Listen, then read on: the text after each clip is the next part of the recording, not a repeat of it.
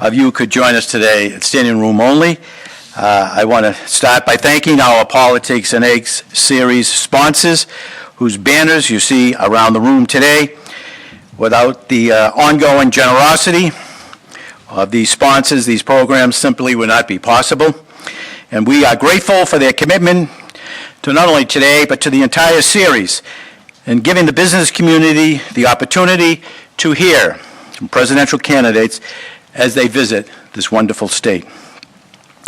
I also want to take the time to thank, at this time, New Hampshire Institute of Politics and our co-host here in this series for their ongoing collaboration. The New England Council could not ask for a better partner in the ongoing initiative. I want to take a moment to quickly remind you of a few of our New England Council upcoming events. Next week, we'll be hosting House Minority Leader Whip Catherine Clark in Boston. New Hampshire's own Congressman, the 1st Congressional District here, Chris Pappas, will be speaking to the New England Council in Washington. The following week, we'll be in Providence for a breakfast at Senator Sheldon White House. And of course, we hope you'll all be joining us on October 26th at our annual 2023 annual celebration, where we will be celebrating four incredible New Englanders of the year. And as of this morning, we have 193 tables sold. Today, we are honored. We're honored to welcome Governor Ron DeSantis to the Granite State as he campaigns for the 2024 Republican presidential nomination. I'm now pleased to introduce my good friend, our good friend, the Executive Director of the New Hampshire Institute of Politics here at St. A's, the Honorable Neil Levesque, who will introduce the governor.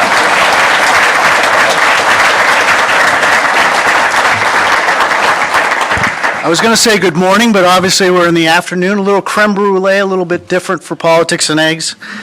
Boy, what a great day this is to have our speaker here today. As we all know, Governor DeSantis is a leading figure in the conservative movement. He's a distinguished record of public service, including being the 46th governor of the state of Florida. But he was first elected in 2012, 14, and 16 to Congress, as we know, and elected governor in 2018 and re-elected in 2020 with 1.5 million more votes than his opponent. That's more people than even live in here in New Hampshire, so that's pretty good. During his tenure, he's focused on economic growth, job creation, education reform, and in his education, he's an attorney, and with that, he served, of course, in the United States Navy as a JAG officer. So without further ado, I want to welcome the Governor of Florida, Ron DeSantis. Thank you. Well, thanks so much. Appreciate the introduction. Thank you all for being here. It's great to be back in New England. You know, I'm a native Floridian, born and bred, but I did spend 7 years of my life in New England for education. And I say that I'm one of the very few people in this country who can say that I made it through both Harvard and Yale and came out more conservative than when I went in. It's not easy to do when you're talking about that. We also have at home, my wife, we've got a 6, 5, and 3-year-old kids. They're native Floridians. They have never seen snow before. So part of our goals in this campaign over the next 90 to 100 days, being between Iowa and New Hampshire, they're going to get to see snow, hopefully, for the first time. And we're trying to figure out, is it going to be in New Hampshire or is it going to be Iowa first? But either way, we're going to get them to be able to do snowballs and all the things that they want to be able to do. You know, I was a blue-collar kid growing up in Florida. My mom was a nurse. My father worked for Nielsen TV ratings, where they actually had to put a device on the family's cable boxes back then. And I started working minimum wage jobs. I was a baseball player all growing up, had very good youth baseball, high school baseball, and my horizons were basically focused on that. I got recruited to go to places like Yale and Princeton for baseball. And I had never been to New England in my life, never thought to be able to do anything like that. And so I show up my first day on campus doing what somebody from the west coast of Florida would do. I wore flip-flops, I wore jean shorts, and I wore a t-shirt. Not something that was necessarily in vogue on an Ivy League campus, much less when you had kids that went to Andover Academy and all these other places.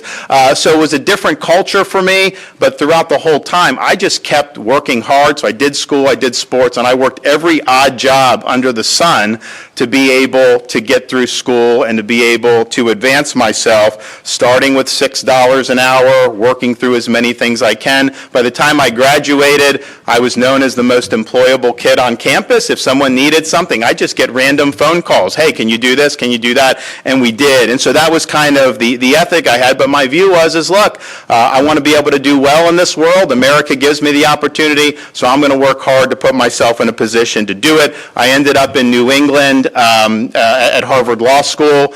And then that was after September 11th, and so I made a different career choice, but I can say I was up here when the Red Sox won the World Series in 2004 and broke the curse, and I'll tell you, it was a big deal to be up here, and for all 7 years I was up here, I was rooting for the Red Sox over the Yankees. Don't worry about that.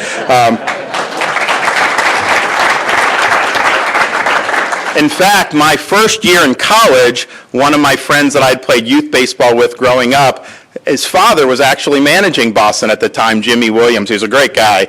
And he called me one day and said, hey, I'm going to go to a game at Fenway. Do you want to go? I'm like, of course I want to go. I've never been. So we got in a car from Connecticut, drove up. You show up, and it's a really neat experience. Tickets are at will call. And it's me and another probably freshman or sophomore, 18, 19-year-old kids. And we hand the ticket to the usher. And, this is like a crusty veteran usher. And he looks at it.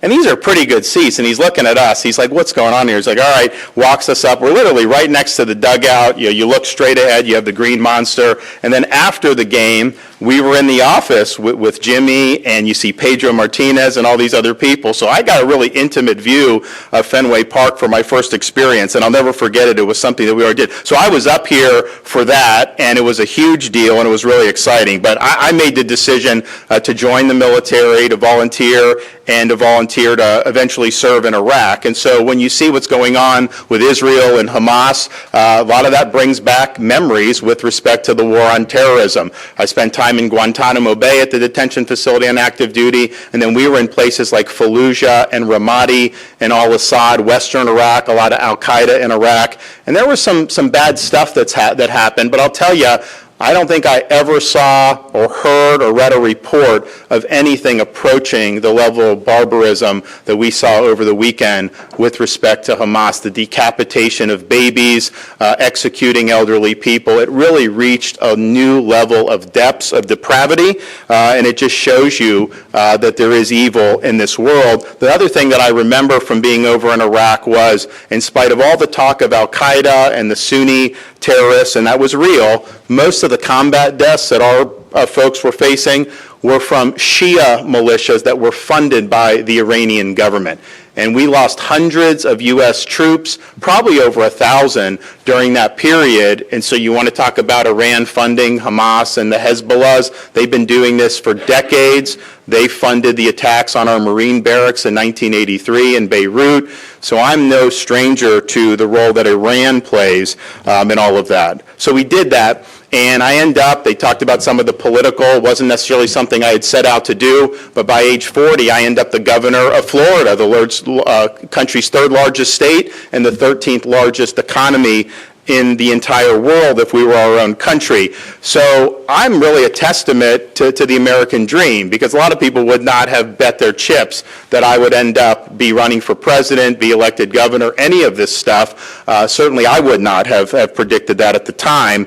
And I'm running for president now because I think we're in danger of being the first generation of Americans that are going to leave to our kids and grandkids in America that's less prosperous and less free than the one that we inherited. You look what's happening in the world. You look at our economic problems at home. You look at the state of our cities. You look at all these issues. We see the country in a period of decline. Now, I don't think that decline is inevitable. I think the decline is a choice. And so it's going to fall to us to make the types of decisions and exercise the type of leadership that are going to reverse that decline, that are going to usher in an American revival and that are going to give this country a new birth of freedom. And that's exactly what I intend to do as the next president of the United States. And we'll start with the economy. We will reverse the trends that we're seeing. Why are we seeing higher prices? Why are we seeing interest rates with it? It was government-induced by their response to COVID, which was a total disaster, by borrowing and printing trillions and trillions of dollars, acting like that wasn't going to cause disruptions in the economy. Of course it's going to. You can't spend money and borrow and print money without consequence. We need to discipline the Congress, and I'll be willing to do that as president with the veto pen. We also have too much bureaucracy, too much red tape that bears down and stifles innovation, particularly for small businesses. We're going to get rid of that, and we will utilize the energy resources that we have in this country. We have more energy resources, if you look at places like the Marcellus Shale, than any country in the entire world. It'll help for you to pay lower gas prices. It'll help to pay less for everything throughout the economy when the energy prices are lower. It's good for jobs. It's good for our industrial base, but it's good for our national security. You look at Iran, you look at Russia, you look at China, doing a Green New Deal type policy where we try to kneecap that production. That benefits them. Us being the dominant energy producer in this world hurts all the right people. We will make sure we'll do that. That'll be good for the economy, but it'll be good for our country. We're also going to restore sovereignty in this country. You cannot be a nation state and have 7 million people pouring across your border illegally. Do you not think that our enemies around the world have not exploited that open border? We know people have come from China and Iran and Russia throughout the Middle East. That happens every day. And yet it's just happening without really a care in the world by the powers that be. Of course, that's also led to fentanyl coming into this country in levels that we've never seen before, and it's triggered deaths in this country at levels we have never seen before. We're losing over 100,000 people a year because of the opioid epidemic. And look, addiction's a tough thing, but this is not limited to people that are habitual drug users. You will have students who think that they're taking a pill to relieve stress, and it happens to be laced with fentanyl. And they take one pill and they die. And I've met a lot of the angel moms throughout the United States who've had this happen, where they've lost a loved one. We had a situation in Florida. A family was renting an Airbnb unit. 18-month-old baby crawling on the carpet. There happened to be residue from fentanyl from the previous tenant. And the baby died just by coming in contact with that fentanyl. So this has got to stop. We're going to declare it a national emergency on day one. We're going to marshal all available resources, including our military, to stop the invasion of this country. And yes, I'm going to build the wall. You know, Donald Trump promised in 2016 he would build the wall and have Mexico pay for it. And more recently, he was in Iowa. He says, well, there was no mechanism that he could make Mexico pay. He didn't have a legal way to do it and all this other stuff. Now, that's not what he said in 2016, because I went to those rallies. He was saying Mexico's going to pay. So he didn't do that. The reality is you actually can have Mexico pay. They're just going to fork over money. You can impose fees on the remittances that foreign nationals send back to Mexico who work in the United States or in Central America. You'd raise billions and billions of dollars. I'd rather they pay for it than have it be paid by the general taxpayer. So we're going to do that. We'll get the job done. But more important than that, we're going to treat the Mexican drug cartels like foreign terrorist organizations. They are invading this country, they are killing these people, and we're going to use lethal force to put them in their place. We're also going to ensure that our military is the strongest in the world and that we remain the world's leading superpower. We are not on a trajectory to continue being the world's dominant superpower. And what happened in Israel reminds us that there's a lot that's going on with terrorism still, as much as some of us would hope that that's not the case. It's real. But we're also in a period where we do have a great power rival with the Communist Party of China. They want to be able to eclipse this country economically. They want to be able to eclipse this country militarily. And if they're able to win that battle over the next decade and a half, that will affect the lives of every American in a really, really significant way. So we're going to ensure that we remain the top economy, that we remain the top military, and that we're able to deter Chinese ambitions, particularly in the Indo-Pacific. And when we do that, 21st century will still be an American century.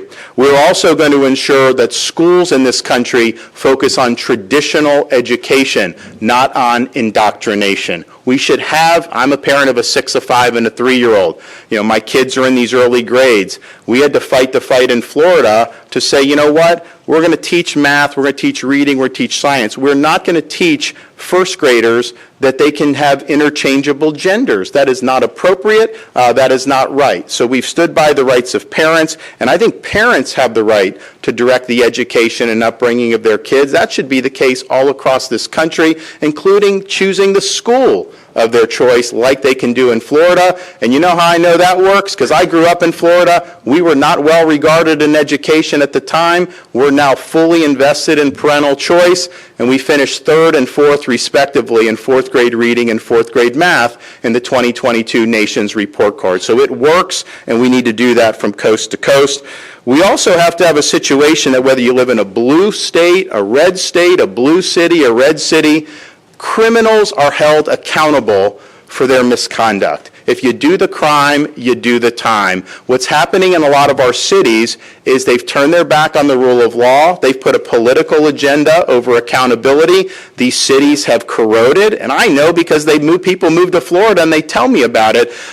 Everyone has a right to raise their family in peace and security, and we're going to make sure the rule of law reigns supreme. And then finally, we need to restore the proper understanding of the U.S. Constitution.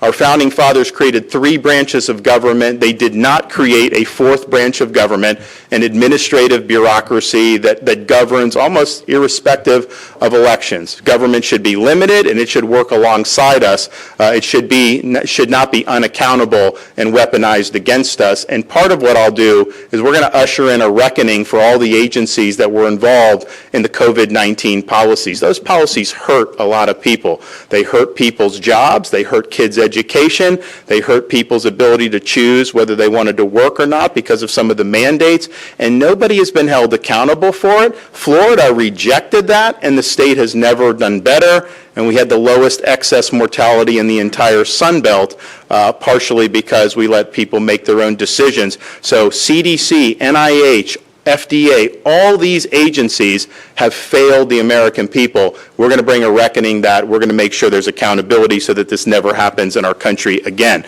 And there's many more things we're going to do. I think part of what people say is, okay, well, how do you trust someone running for office? What's it about you that would lead to you being able to do this? And I think people can trust me to do it because I'm the only one running for office today that has actually accomplished everything I told the voters I would accomplish.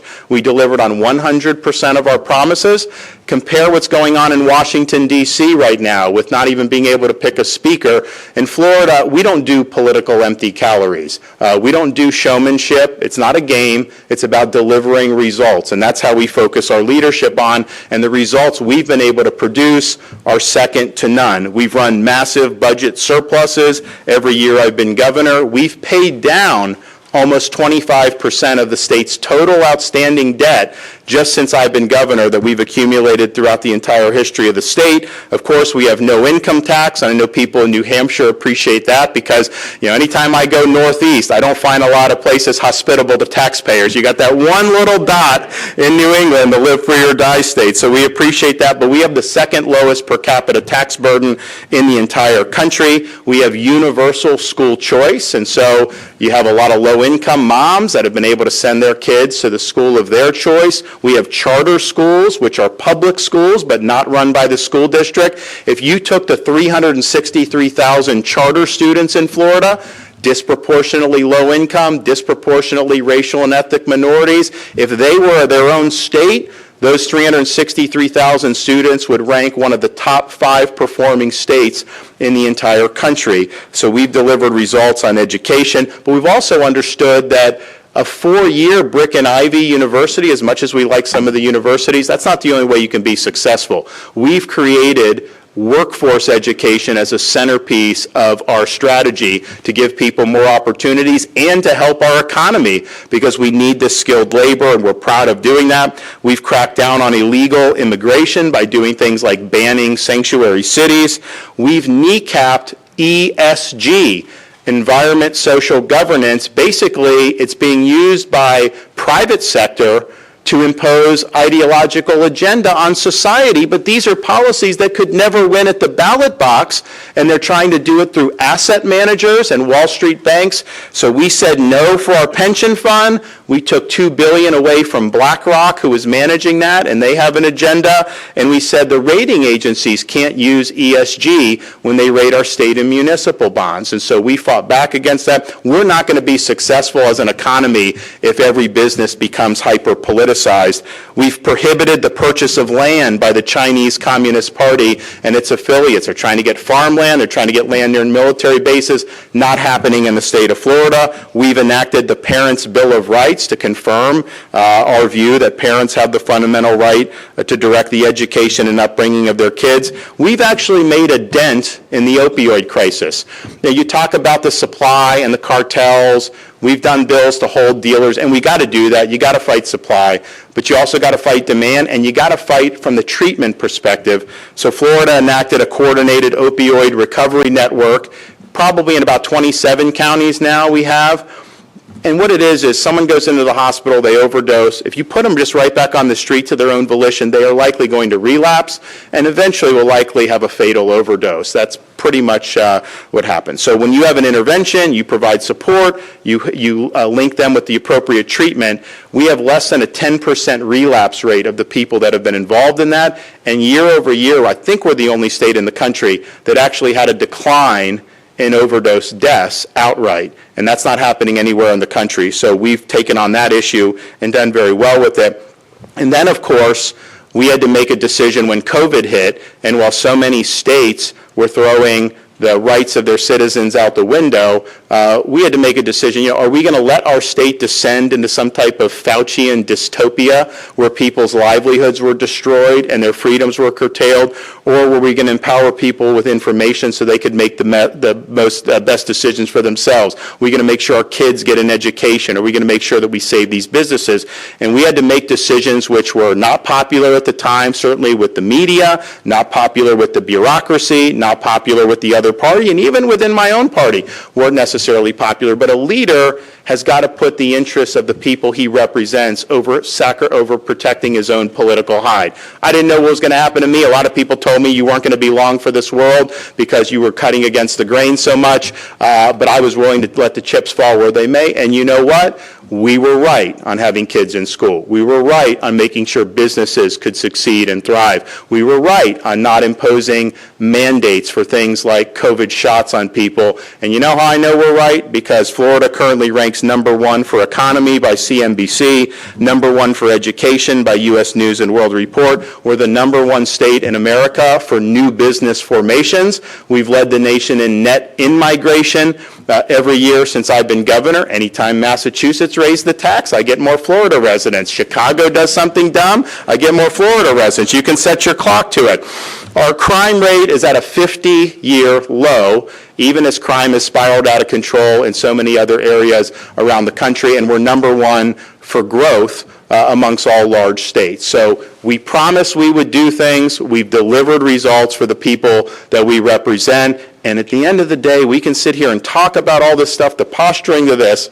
All that matters is whether you're producing results. So 2024 is make or break. Republicans need to stop making excuses. We're not going to get a mulligan on the 2024 election. We're either going to get the job done, we're going to be able to chart a better path for this country, or we're going to continue to dig ourselves deeper and deeper into a hole. As the nominee of the Republican Party, I'll get the job done for the voters. As a leader, I'll be someone that you can be proud of. And as your president, I promise I will not let you down. Thank you all for having me. God bless you. Questions? Pretty good, huh? Yeah, oh, very good.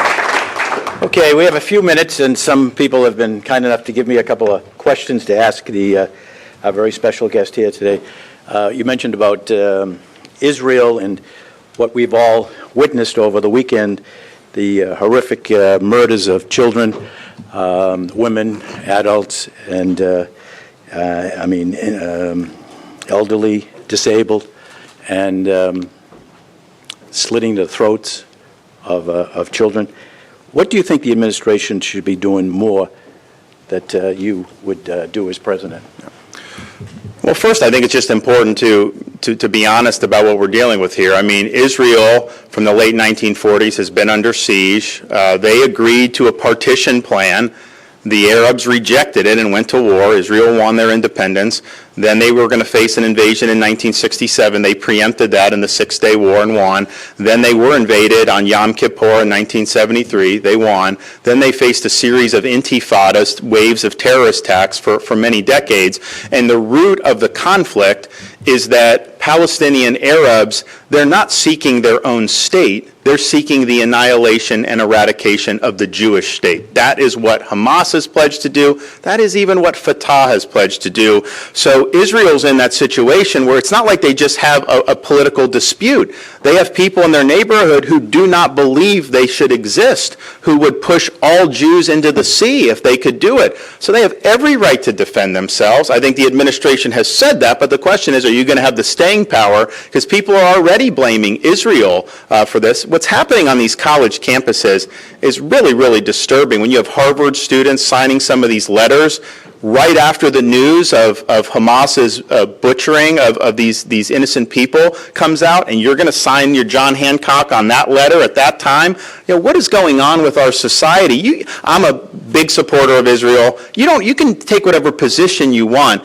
but to celebrate that, I think, is wrong. So I think they need to say we're in it for the long haul. I don't think there's going to be a lot we're going to even need to do militarily. They have their own armies. They have their own defense. They've never asked us to displace their own obligations. They'll do it. We may have to provide some additional support like we've traditionally done, but I think mostly it's just the moral clarity to say they don't have to live like this. They do not have to accept the risk that terrorists are going to come in and start beheading their babies. And so eradicating Hamas's infrastructure, everything, so that the organization ceases to exist should be the goal, and they should be willing to do it. I would also take back the $6 billion. I would have never given that to Iran. Take that back. Iran is the fomenter of global terrorism. You're not going to have a rapprochement with them. Easing up on oil sanctions is a mistake. I would tighten up all of that to dry up money going into the Iranian regime. If you do that, you are going to have less terrorism throughout the Middle East. There's no question about that. And then we've stepped up in Florida because there's problems about people getting out of Israel. I know the administration said, well, maybe we'll send some people to Europe, but just dumping people in Europe I don't think is going to work. So I've activated my emergency response personnel. We're going to be running flights from Israel to Florida for Floridians who are trapped in Israel and want to come home. And I think every American should be able to get out of the war zone with the help of the U.S. government. If they're not going to do it, then the state of Florida will step up and answer the call.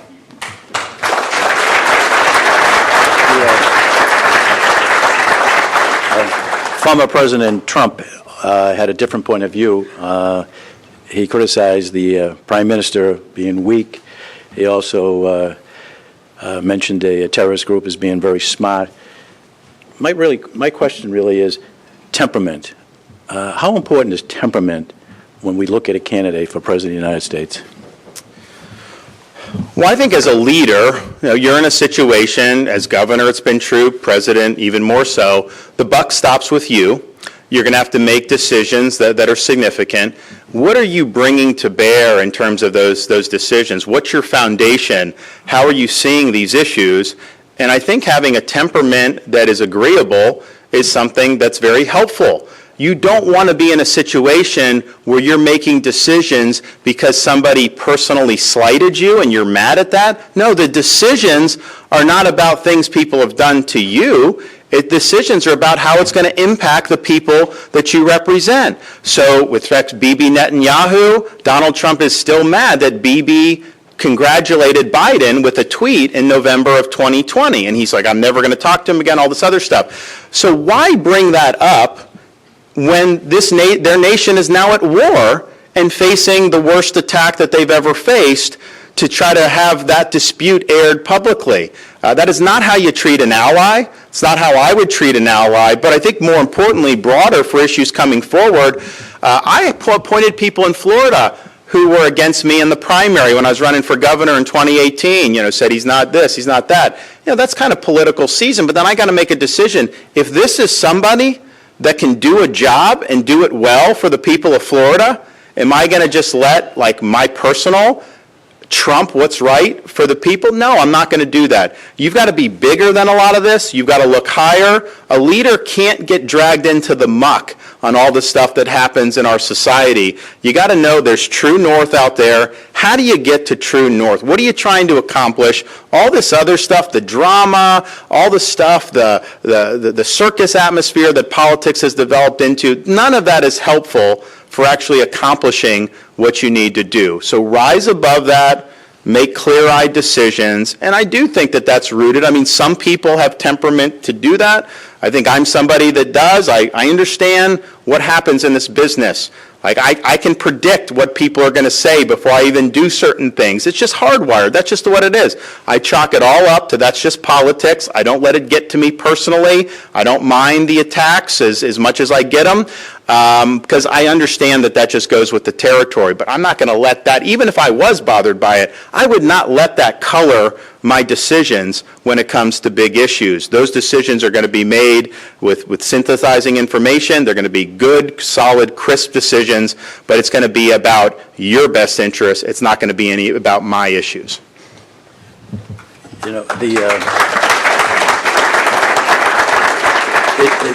It's off the front pages today, but the murders continue and people are losing their lives every day in Ukraine.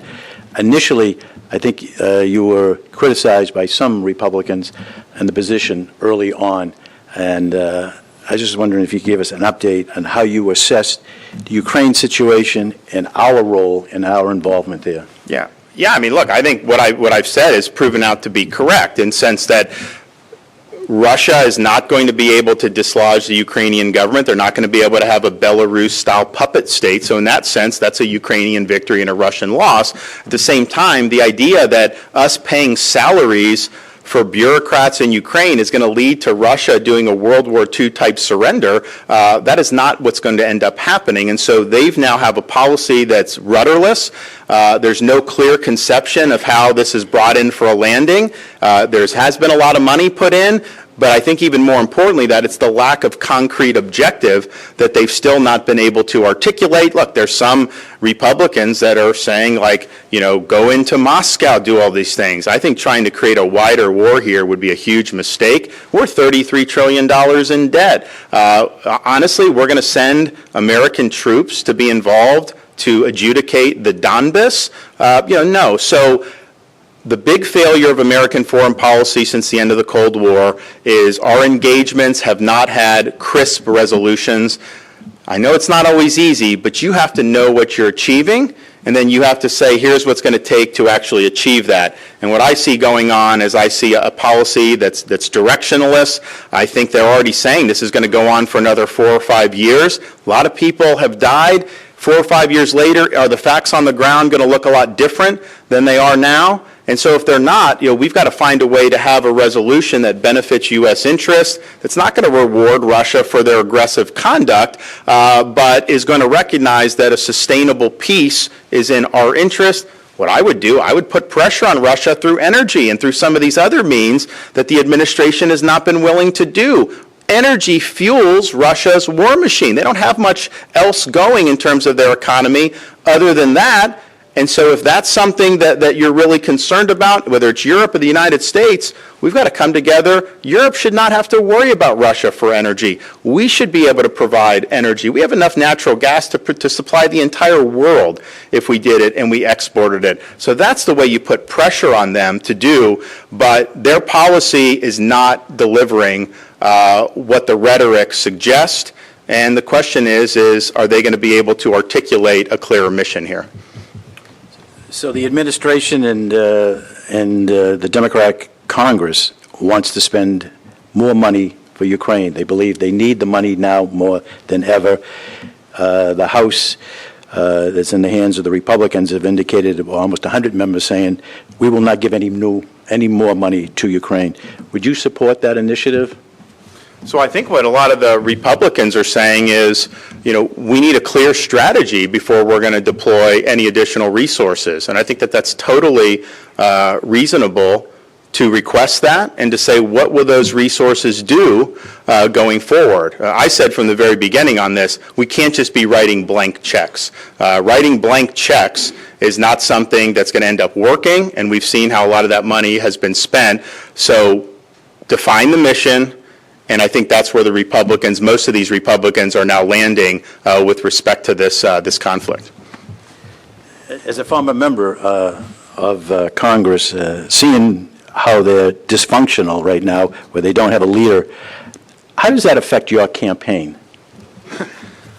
Well, look, I think the contrast between what's going on in Washington, where it's high on political theater and low on results, is almost the complete opposite of what we've done in Florida, where we kind of speak softly but carry a big stick. We deliver big results.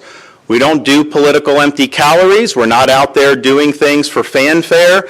We're not trying to create any palace intrigue. We know there's certain things we have to do, and so we just deliver on that. That's what they need to be worried about in Washington. And so you have battles over leadership. It's happened before.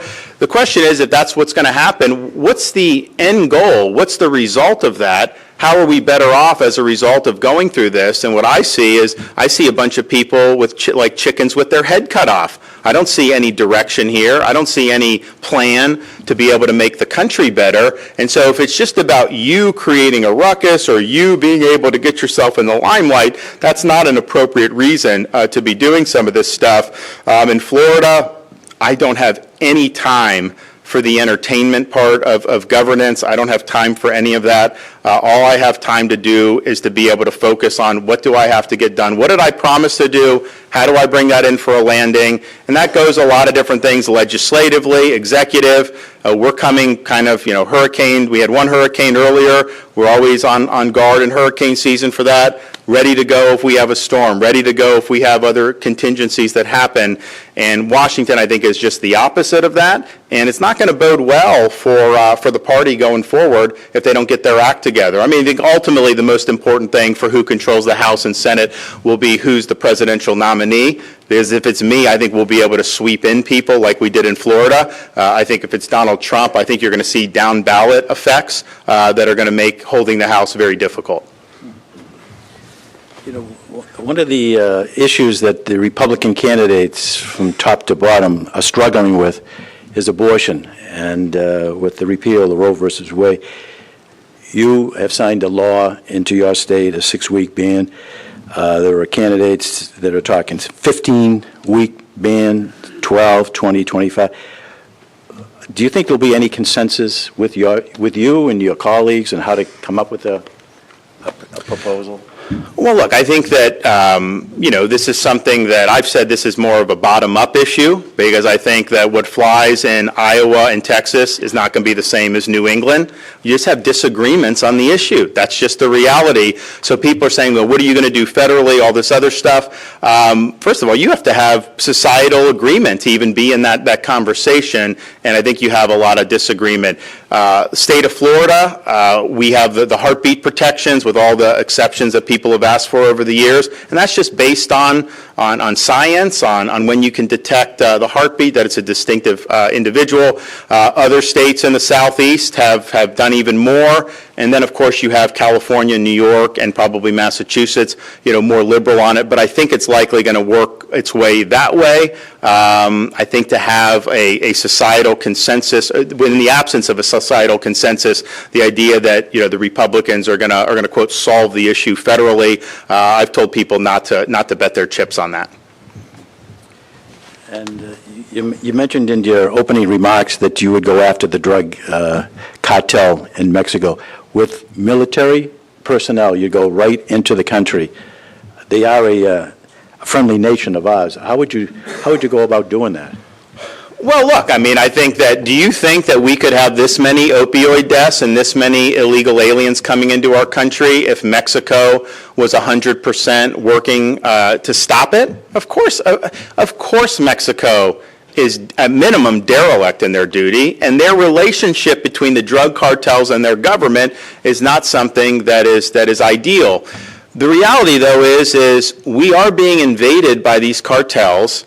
They are bringing poison in, and they're killing our people. So as Commander-in-Chief, you have the right to respond when American lives are being taken, and I think you have a responsibility to do it. What are we going to say? We could just do another 50,000? It's going to get to 200,000 a year? Are we really? And we're also going to do maritime operations to intercept some of the precursor chemicals that are coming in from China, because China gives the chemicals, cartels make it, and then we do. So we're going to categorize the cartels as something akin to either a foreign terrorist organization or a transnational criminal organization. That gives authority, or at least marks how we're going to go approach it. But I saw when I was down there recently, most of the border's wide open, but you do have some places where there's wall or there's these steel beams, and the cartels will cut through the steel beams. So I was down there, these guys are fixing this wall. I'm like, what are you doing? They're like, we're fixing it. They just cut through it. I was like, do you stop them? They're like, no, the Border Patrol, they're told to stand back. I'm like, stand back? They have a backpack full of fentanyl. They're knifing through reinforced steel, and we're just going to let them do that? So I said, on that, we'll have force there. You break in, you're going to end up meeting your maker. And you know what? If you do that a few times, you're going to see a change in behavior. But I am not going to sit here as the President of the United States and let 18-month-old babies die because of fentanyl residue. I'm going to do something about it.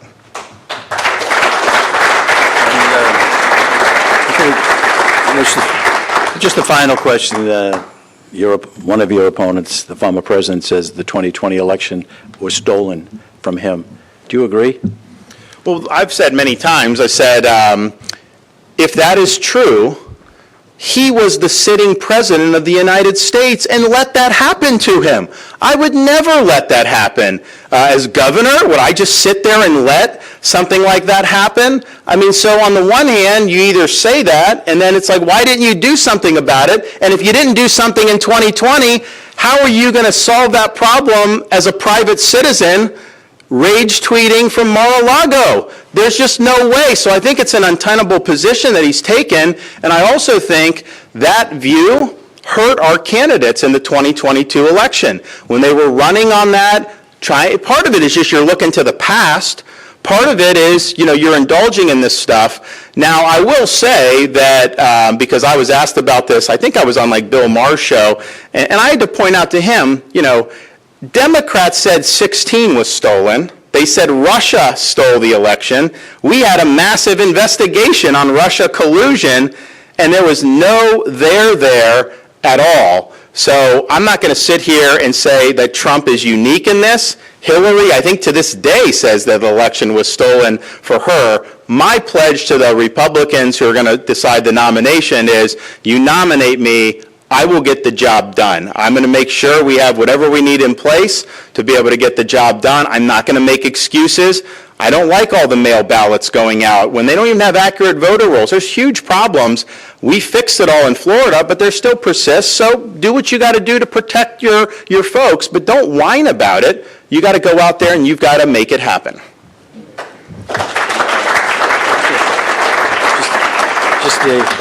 Just a softball question.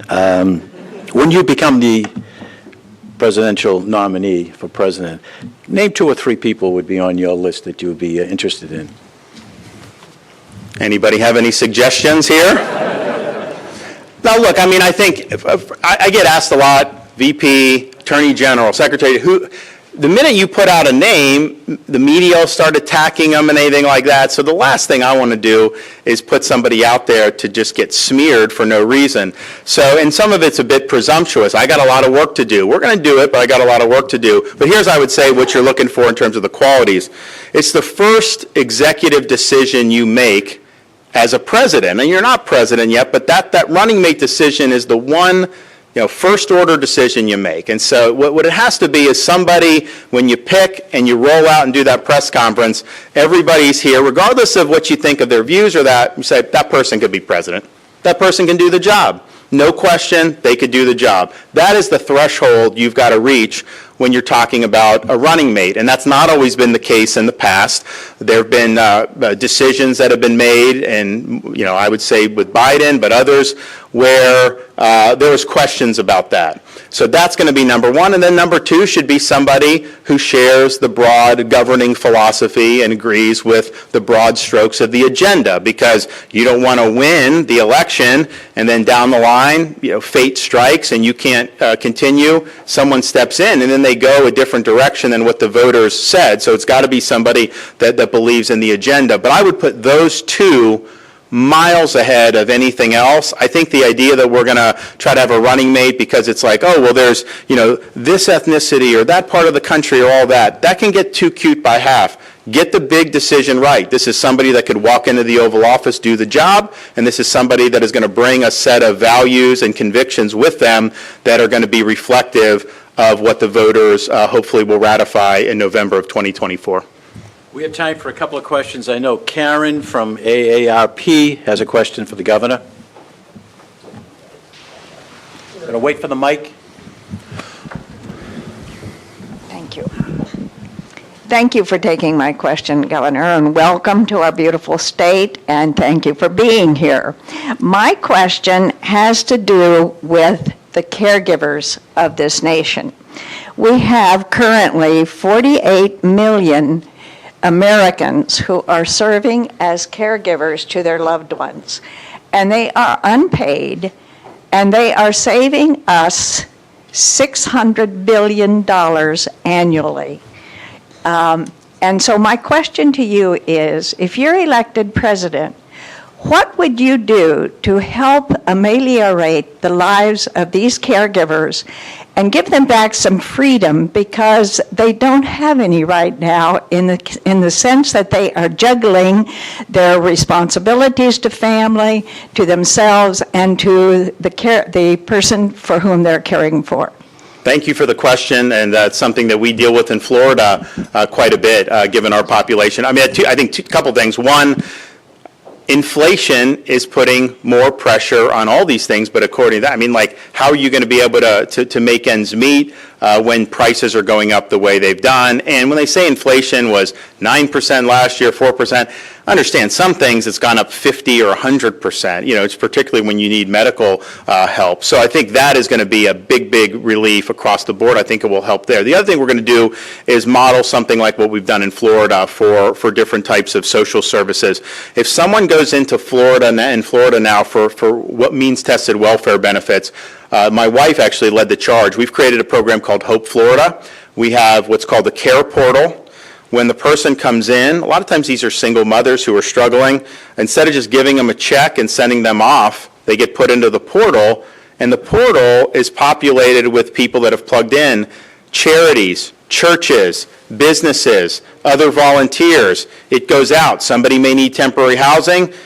You could have a charity show up the next day, and you know what? They don't come back for government services at that point because they're on a pathway to independence. I think a similar thing for whether it's caregivers, whether it's veterans, to have an ability where you're harnessing all the energy in the community, because a lot of times people don't know what's all out there. I can tell you as a veteran, when I left active duty, I got a packet of stuff, and I didn't need anything, I was fine, but I got a packet of stuff, and I'm like, I don't know how anyone makes sense of any of this. It's just bureaucracy, bureaucrat speak.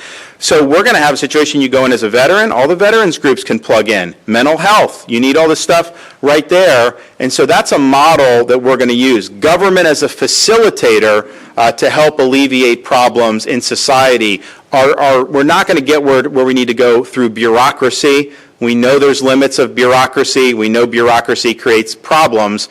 But if the role of government is to create a place where then all these other great portions of our society can be involved, you're going to see really, really good stuff. We've shown that in Florida, so we've taken that model.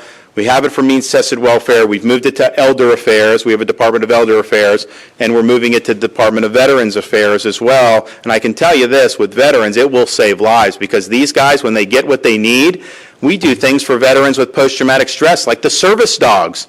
These service dogs get paired with the veterans, and the suicide rate goes down tremendously because they're trained to be able to assist the veteran. So there's all kinds of possibilities, but that's harnessing society and harnessing the energy and the spirit of our communities in ways that a government bureaucracy alone just simply can't do. Other questions for the, yes, sir, just identify, yes. Just wait for the mic and then identify yourself. If I can just, as he's waiting for the mic, if I could just put a pitch in for the, when you mentioned the homemaker, it's really the personal care attendants. We need more personal care attendants. They're poorly trained, there's no advancement, and the wages are inadequate. You address all three, we'll have more personal care attendants, people are living longer, healthier, and they want to live independently. That's my pitch. Good afternoon, Governor. My name is Marcus Scott. I have a question. I have it written down here. China is deploying their technology around the world to dominate foreign policy and global economics. How would you treat American technology? Would you regulate them and break them up, or would you support and encourage them in global competition? So it's a good question. I mean, I think it really depends on what we're talking about. I think the broad issue is we're in a competition with China that we need to win. So, for example, we're going to be doing more research and development through our Defense Department so that we're getting ahead of them with the use of artificial intelligence as it applies to defense products and defense systems. I think that's really important that we win that. They're doing it clearly, so we got to get ahead of them on that. I think we also need to reshore a lot of key things that we've allowed to go over to China. I mean, when COVID hit, everything we needed was made in China. There's certain things for our national well-being and security that we don't want to be made in China. Technology, they steal our technology, and I think we ought to do something about that. How you regulate, I think it just depends. I mean, for example, there's a case at the Supreme Court with Florida's case and Texas's case on free speech rights on social media platforms. We created a mechanism where individuals would have protections against being discriminated against on their viewpoint on platforms like Facebook and Twitter, and these are not. And the reason we did that is because these are companies that are advertising to the public that they're open platforms.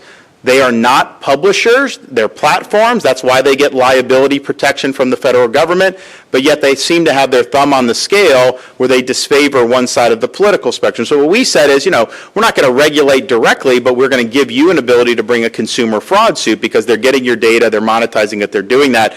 But I think that means more speech, not less speech. We'll see what the U.S. Supreme Court has to say. Clearly, if they are publishers, they can publish whatever they want. You have no right to be on, a newspaper or something like that. But if it's a platform and their advertising is being open, and then they're not applying their rules fairly, then I think that's so they're going to resolve that.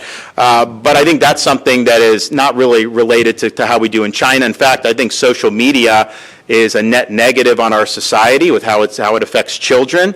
And they get, Mike, 6, 5, and 3, they don't have social media, but they know how to grab devices. My wife, we leave a phone out, they will grab it. And my son is 5, he can get on Amazon and check whether his Jacksonville Jaguars football has arrived yet. And he knows when it hasn't arrived, and he knows I'm just thinking to myself, as a parent, it's this is some serious problems. Now, in terms of regulation of new technology like artificial intelligence, I think we got to be careful with how we use government there. I want artificial intelligence, we're not going to be able to turn the clock back. It's here. If it supplements and complements humanity, that's great. I don't want it to displace humanity. And so there may be a need to have some guardrails about what the appropriate use of it is for society. But what I wouldn't want to do is try to regulate it in a way that gives an advantage to the incumbent companies, because there's only a few that do it, and make it harder for other people to compete. I do think we want competition in that space. So I think open market there. And I can't tell you what we would need to do in January of 2025 to protect society if it came to that, because I think there's going to be so much that happens between now and then. The next 15, 16 months, there will be a different conversation in one ways or another for that. So you got to be careful about how you do it, but I do think we have to recognize there are pitfalls and there are perils associated with things like artificial intelligence. And I don't want that to overwhelm us as human beings and as individuals. Maybe we'll take one final question for the governor. Right there. Okay. You want to stand and just wait for the mic? All right. Hi, Governor DeSantis. I'm a student here at St. Anselm College, and there are several other students in the audience, along with a lot of younger people in the audience as well. My question to you is, what is your sort of appeals to young people, especially some younger conservatives who feel disenchanted with the Republican establishment or feel disenchanted with politics in general and want to have a life that their parents may have wanted or want a life that they want for themselves? Great question, and good luck to you and all the students who are here. Well, one, I mean, you want somebody that's beat the Republican establishment. Here he is right here. We took on issues. We slayed sacred cows in Florida, and we did things that the public responded to positively. I showed that if you lead with purpose and conviction, we don't kowtow to the interest groups. We do what we think is right. We took a state that was a 50-50 state, and we won by 20 points, 1.5 million vote margin, as was mentioned, and that's good. So what is your future? One, we got to get the economy in order, and we need to restore the American dream. Right now, if you're starting out as a young person, I mean, if you have student loans, and then you're in the workforce, and with inflation and housing costs and everything, how they've escalated, you can't make it work. I mean, if you want to have a family in your 20s right now, you're not going to be able to make it work. We've got to fix it for those folks starting out. Because if you don't have an incentive to bust your tail to get ahead, that if you're hard work and you still end up further behind, our country's not going to work. So we're going to make sure that people that are working hard can get ahead again. That means getting a handle on inflation. And I mentioned government's got to stop spending so much money. I vetoed billions of dollars in wasteful spending in Florida, and we've paid down almost 25% of our state's debt. Washington is a tougher beast, but we really haven't had a president that's pushed back on spending since Ronald Reagan in the 80s, where he actually vetoed some of the bills for spending too much. So we've got to get back to that. We also need to do the regulatory, get the government off the back of people. The Federal Reserve needs to be reined in. I would not have appointed somebody like Jerome Powell. I think it's been a total failure what the Fed has done. They printed way too much money in response to COVID, and then when it was obvious, Milton Friedman said, you do that type of monetary expansion, you are going to get inflation 18 to 20 months later. This Federal Reserve said 12 months into COVID, inflation's transitory, we have to, quote, unlearn Milton Friedman, is what the chairman said. Well, no, he knew what he was talking about. Of course you're going to get that. They had their head in the sand, and then they've been hiking rates to now you're over 8% for a 30-year fixed rate for a mortgage. How do you go from the average home price in 2019 compared to the average home price today? Your monthly mortgage payment is over twice as much today as it was then. Is anybody's income going up twice as much as it did from there? Of course it's not. So I think that's a burden on society, but that absolutely kills the American dream for young people, because it isn't like it's easy to afford a home anyways when you're in your 20s. You got to save, you got to make decisions. Now to be paying interest rate with the interest rates where they are, it totally ruins things. So we're going to do that. We're also on student loans going to do something a little bit different. I disagree with having taxpayers pay for people's student loans. I don't think it's fair that a truck driver should have to pay for somebody who's got $100,000 in debt with a degree in zombie studies. I just don't think it's fair, and we're not going to do it. But I also understand that these colleges have incentivized students to take out more loans, raising tuition. You're in there for 5 or 6 years. They like that. They just get more loan money, goes in their the administrative bloat that's occurred in the modern era is incredible. It hasn't really made the universities better. So I think that there's that. So the responsibility, I would say, was have the loans be backed by the universities. So there's going to be an incentive to make sure they're putting you through a program where you're going to be able to be gainfully employed, and if you can't meet that, then ultimately they would do. Harvard's endowment, Harvard is basically a hedge fund with a university attached to it. They can afford all this stuff. I mean, give me a break. So we're going to do that. We're going to change. I think it's going to force changes in academia, because there's a lot of fluff that's happened, I think, in higher education, and we should really focus on things that are going to be beneficial for the students going forward. So we're going to look to do that. I do think that will help restrain the cost, because I think the cost signal will go down. We're also going to look into how can we incentivize states to do like Florida. I've not let our universities raise tuition since I've been governor. So if you're an in-state student in Florida, you can go for $6,400 a year, or even less, depending on the university. And so right now, University of Florida is ranked number 5 amongst public universities for U.S. News. Florida State is ranked in the top 15. Wall Street Journal just did a ranking of universities. Public and private, University of Florida was ranked 15th. They were the first public university, the only one in the top 15, according to Wall Street Journal. And, you can quibble about, because I know there's other good ones, Virginia, whatever, but how many of them could you go for $6,400 a year in state? And if you qualify, you probably qualify for our Bright Future Scholarship, which gives you either 100% of tuition or 75%, depending on where your board scores are. So you're basically graduating with no debt at all. And here's the thing. Out-of-state tuition for our state universities is $16,000. That's less than in-state tuition at a lot of places around. So we've been very serious about saying to the colleges, like, look, we'll provide support, we'll provide funding, but we're not going to let you just raise tuition every time you need to. You need to make some cuts. You need to prune your own bureaucracy. Why should you be paying more tuition so that they can add another 10 DEI officers? Like, no, I don't think that that's a good deal for the students. I think the students would rather pay less and not have all those officers there. So we want to have good incentives. Florida shows it can be done, though. You do not need to go $100,000 in debt to get a decent college degree, and that should really be something that we want to do nationwide. We want to thank you. Politics and Oh, good. All right. Right here.